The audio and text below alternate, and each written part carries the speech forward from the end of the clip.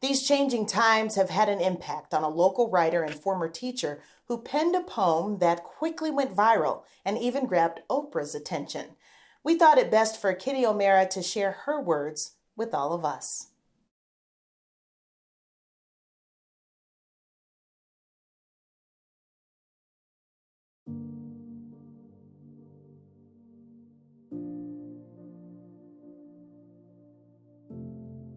In the time of pandemic, and the people stayed home, and they read books, and listened, and rested, and exercised, and made art, and played games, and learned new ways of being, and were still.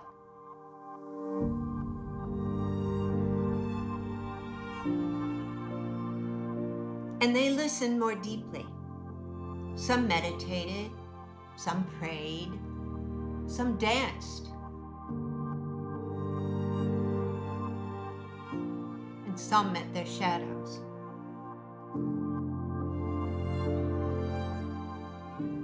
And the people began to think differently, and the people healed.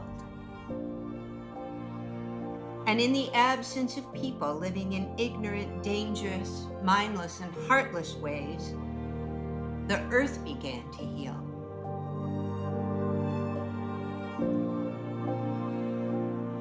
And when the danger passed, and the people joined together again, they grieved their losses, and made new choices, and dreamed new images.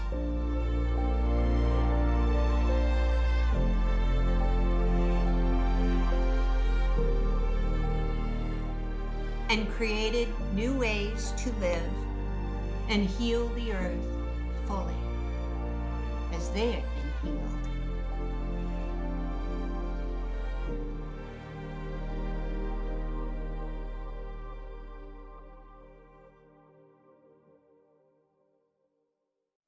Milwaukee PBS Vice President and General Manager Bohdan Zachary talked with Kitty about the inspiration behind the poem and all the attention it's received.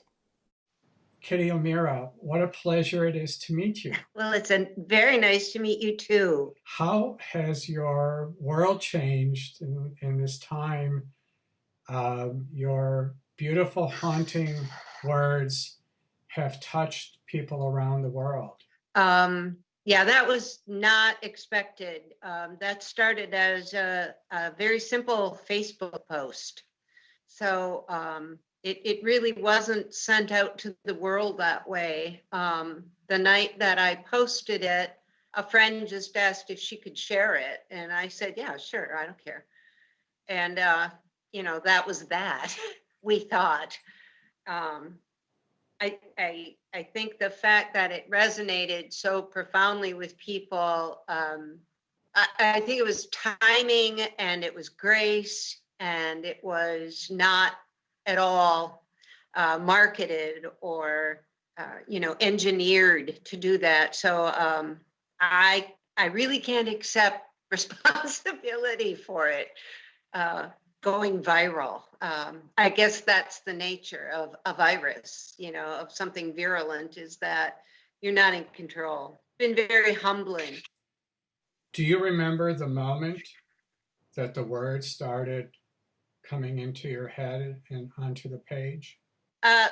Kind of. It was, I know it was Friday the 13th, and it was lunchtime. And I had been talking with my husband, Philip, about my sadness that I wasn't working as a chaplain anymore. So I couldn't be with my friends in the hospital. And I was feeling very upset about what they would be facing. And Philip had been saying for a long time, just start writing again, start writing.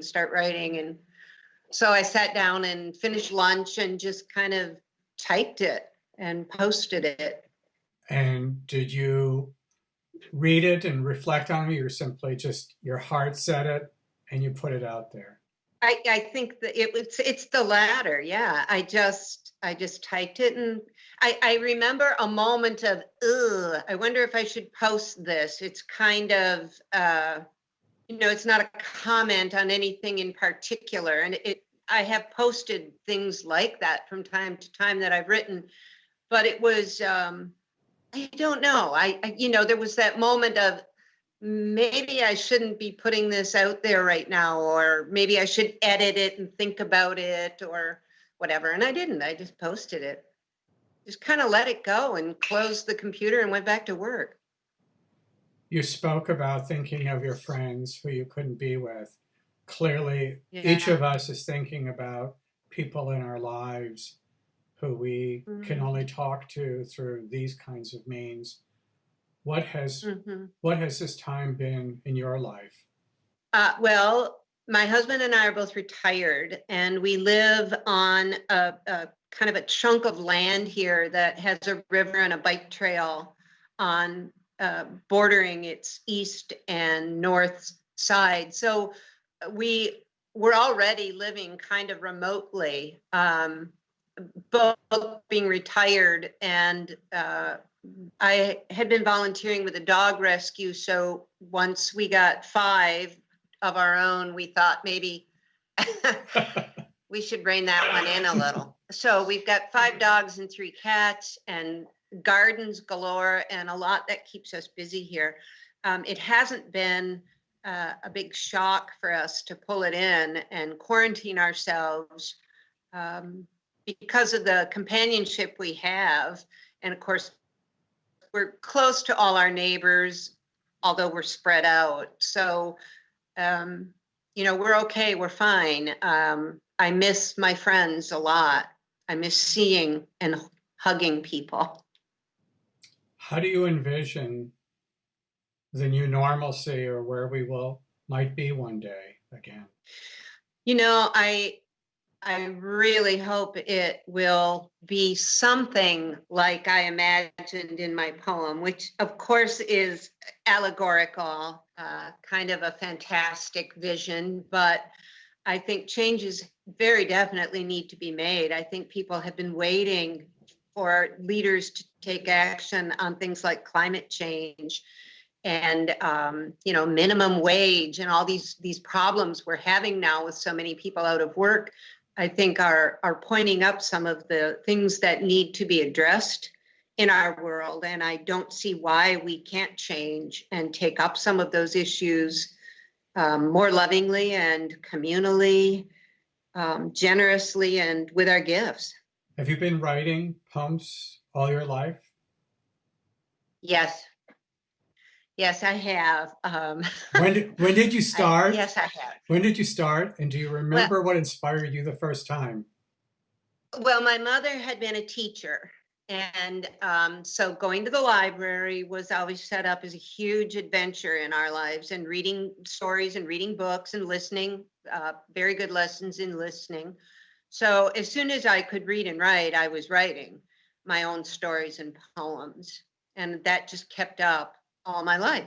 And do you have your first poem still? I do have some of my first poems, and no, I will not be sharing them. But I did have to do, I remember poetry class in high school, and I was falling in love with sonnets at the time. So maybe 25 sonnets for that project in high school. I remember that. That was probably, along with papers and things that I had written creatively all my life, and stories that like you write when you're 10 and 11 and 8 and 9. I think those sonnets were probably the first time I really said to myself, oh, I'm going to be a writer. I'm a writer. How do you think students and children are going to take this moment and turn it into something more than the trying times that we're in right now? Well, I know that there are thousands, hundreds of thousands of amazing teachers out there kind of corralling that, along with the parents, the anxiety and fear, and reassuring the children, and I think inviting them to open up creatively. I think they're very comfortable with their Zoom classes and things from what I've heard from a lot of my teacher friends. So they're not intimidated by that at all.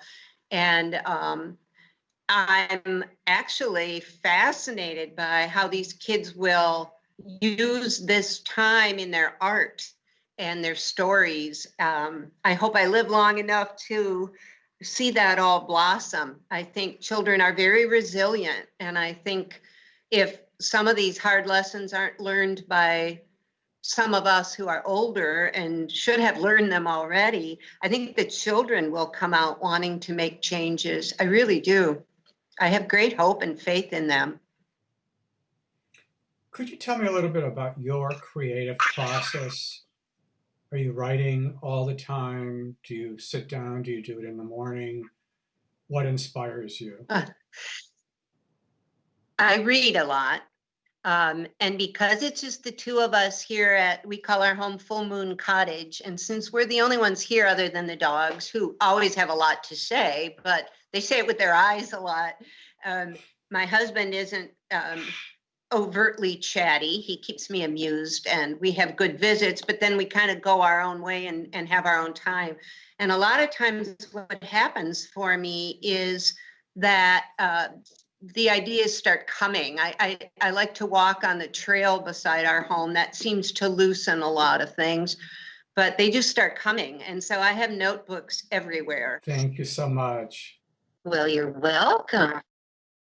Thank you, Bohdan and Kitty, for sharing that conversation.